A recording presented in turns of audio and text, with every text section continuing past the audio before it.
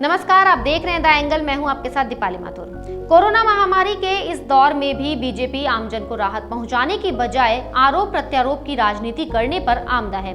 BJP ने इस बार गहलोत सरकार पर अदूरदर्शिता और कुप्रबंधन का आरोप लगाया है। भाजपा नेता राजेंद्र राठौड़ का कहना है कि गहलोत सरकार ने रेमडेसिविर इंजेक्शन पंजाब को क्यों भेजे, जबकि इसकी कमी को लेकर बाद में गहलोत सरकार के 3 मंत्रियों को दिल्ली जाना पड़ा।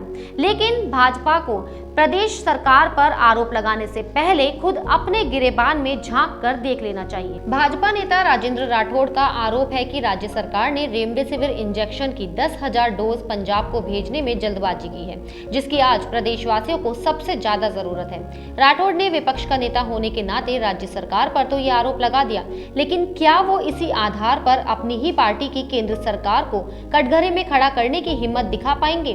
क्योंकि जिस समय मोदी सरकार वैक्सीन मैत्री निभाते हुए दुनिया भर में वैक्सीन बांटने में लगी हुई थी, उस समय अगर इन वैक्सीन का उपयोग देश के लोगों के वैक्सीनेशन के लिए किया जाता तो शायद देश में इतने गंभीर हालात नहीं बनते। आइए अब आपको ग्राफिक्स के जरिए बताते हैं कि भारत सरकार ने विदेशों को कितनी वैक्सीन की डोज निर्यात की। भारत ने अब तक 76 देशों में निर्यात की कोरोना वैक्सीन। करीब 6 करोड़ कोरोना वैक्सीन डोज निर्यात कर चुका है भारत। विदेश मंत्रालय के आंकड़ों के अनुसार भारत ने 6.45 करोड़ वैक्सीन मैत्री पहल के तहत की निर्यात। इनमें से 1.4 करोड़ खुराकें अनुदान के तौर पर की गई निर्यात, 3.57 करोड़ खुराकें व्यापारिक तौर पर की गई निर्यात, 1.82 करोड़ खुराकें संयुक्त राष्ट्र की कोवैक्स पहल के तहत की गई निर्यात। इन देशों को अनुदान के तौर पर भेजी vaccine Bangladesh, Myanmar, Nepal, Bhutan, Maldives, Mauritius,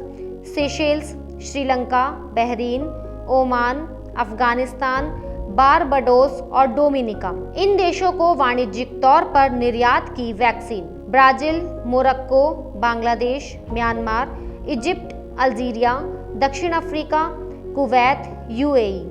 जिस वक्त प्रधानमंत्री मोदी वैश्विक तौर पर अपनी छवि को एक दानवीर के तौर पर उभार कर वाहवाही लूटने में लगे हुए थे, उस समय अगर ये 6 करोड़ वैक्सीन देशवासियों को लगी होती तो देश के हालात इतने गंभीर नहीं होते।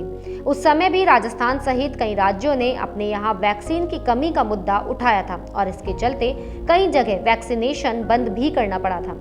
हालांकि उस समय केंद्रीय स्वास्थ्य मंत्री ने इसे राज्य सरकारों द्वारा की जा रही राजनीति बताया था।